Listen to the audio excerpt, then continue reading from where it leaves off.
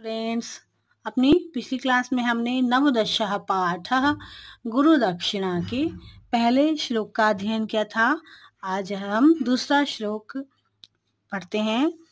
दूसरा श्लोक है समृण्मये वीत हिरण्यमयत्वात्पात्रे निधायार्ध्य मनर्घशीलः श्रुत प्रकाशम यशसा प्रकाशः प्रत्युज्ज गामातिथि मातिथेयः।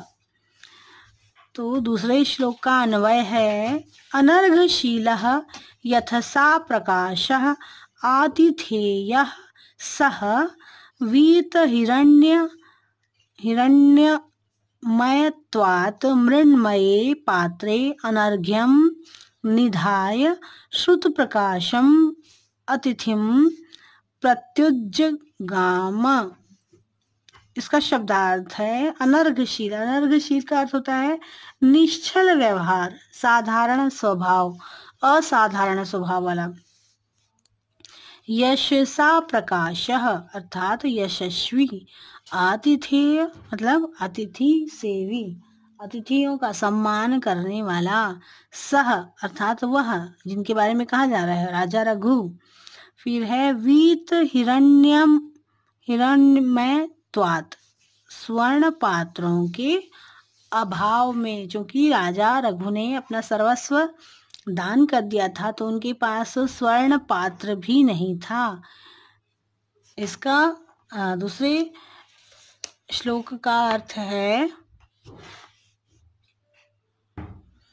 निश्चल व्यवहार वाला, यशस्वी, अतिथि सेवी वह रघु स्वर्ण पात्रों के स्थान पर मिट्टी के पात्र में अर्घ्य, जैसे पहले क्या होता था कि कोई भी अतिथि आता था तो उसे अर्घ्य दिया जाता था, उसके सम्मान के लिए उसको चरण उसके धोया जाता था, किसी भी अतिथि जो आता था उसको।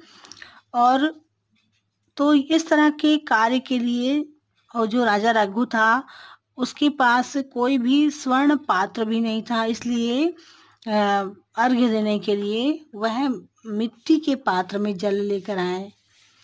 और मिट्टी के पात्र में जल लेकर वेदाध्ययन से दैदीप्यमान अतिथि, जो वेदों के अध्ययन द्वारा ज्ञानी जो होता है वो अलग से ही उसके चेहरे पर प्रकाश होता है। तो वेदों के अध्ययन के द्वारा उनका चेहरा दैदीप्यमान हो गया था। कौत्स जो थे उनके पास आए।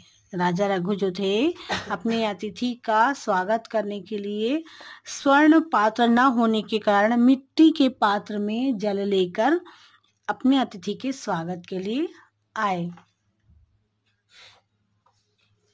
मृण्मये पात्रे अर्थात मिट्टी के पात्र में, श्रुत प्रकाशम अर्थात वेदाध्ययन से दैदीप्यमान कौत्स के, प्रत्युज्जगाम अर्थात पास आए। अगला श्लोक है तीसरा श्लोक तवार्हतो नाभिगमेन तृप्तं मनो नियोग क्रिययोत्सुकं में प्याज्ञया शासितरात्मना वा प्राप्तोऽसि संभावयितुं वनान् माम्। इसका अन्वय है अर्हतः तव अभिगमेन में मनः न तृप्तम् किंतु नियोग क्रियया उत्सुकं शासितुः आज्ञया अपि आत्मना वा मां संभावयितुं वनात् प्राप्तोऽसि। इसका शब्दार्थ है अर्हतः अर्थात पूज्य के, आपके, अभिगमेन आगमन मात्र से, तृप्तम संतुष्ट, नियोग क्रिया अर्थात दान की क्रिया से, उत्सुकम अर्थात उत्सुक को, मुझको, रघु को, शासितुः गुरु को, आत्मना स्वेच्छा से, संभावयितुम अर्थात कृतार्थ करने के लिए,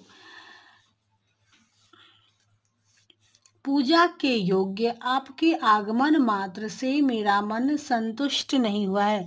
राजा रघु हैं जो, वो उनके पास जो अतिथि आते हैं कौत्स, उनसे कहते हैं कि आपके आगमन मात्र से मेरा मन संतुष्ट नहीं हुआ है, किंतु दान की क्रिया से उत्सुक मुझ रघु को गुरु की आज्ञा से अथवा स्वेच्छा से कृतार्थ करने के लिए आप वन से आए हैं।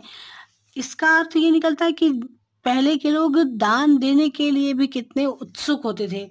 उन्हें इस बात की तो खुशी थी ही कि वे उनके पास आए थे, परंतु इस बात की ज्यादा खुशी थी राजा रघु को कि वो अपने गुरु के लिए धन ले जाने के लिए उनसे लेने आए धन।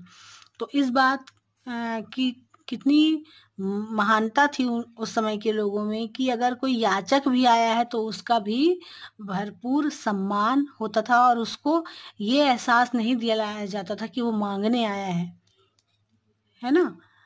उसका सम्मान किया जाता था क्योंकि वो मांगने आया, इसलिए उसका और भी ज्यादा सम्मान होता था। अपनी अगली क्लास में हम अगले श्लोक का अध्ययन करेंगे।